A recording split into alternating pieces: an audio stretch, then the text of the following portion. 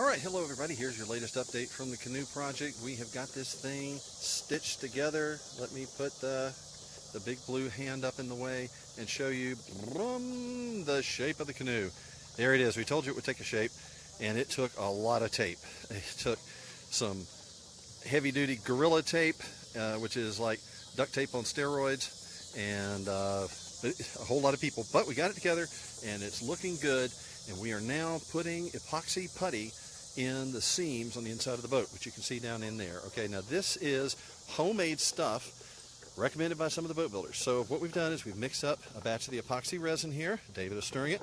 David, let's add some sawdust into there, okay? Here, let me measure it. So I'm using my calibrated hands here, okay? So first we'll put in one handful, okay? Start stirring that in. What you're looking for is a consistency about like peanut butter, which this, of course, is not yet. So back to our supply of sawdust here. This is sawdust that actually we collected from cutting the pieces. So this is the wood itself. Okay. Now we found that we're going to need about 4 or maybe 5 handfuls of sawdust in here, so we're adding it a little bit at a time.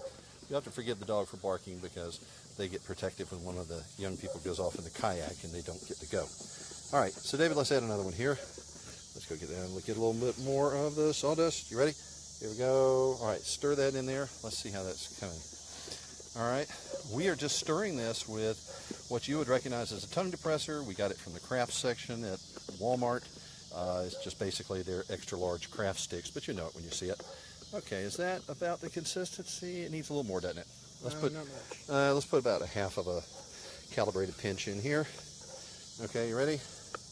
Now, stir that in real good. Let's get that thoroughly wet, and I'll let you do the next batch of seams.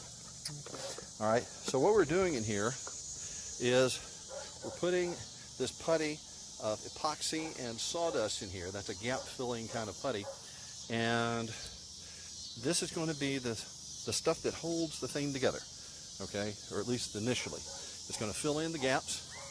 So spread that in there, David, like that. One of the nice things about the tongue depressor is it makes a nice fillet, okay, a nice curved join there. And when we get this stuff all put down, then we're going to put down a layer of fiberglass tape and some more resin, and I'll show you what that looks like next.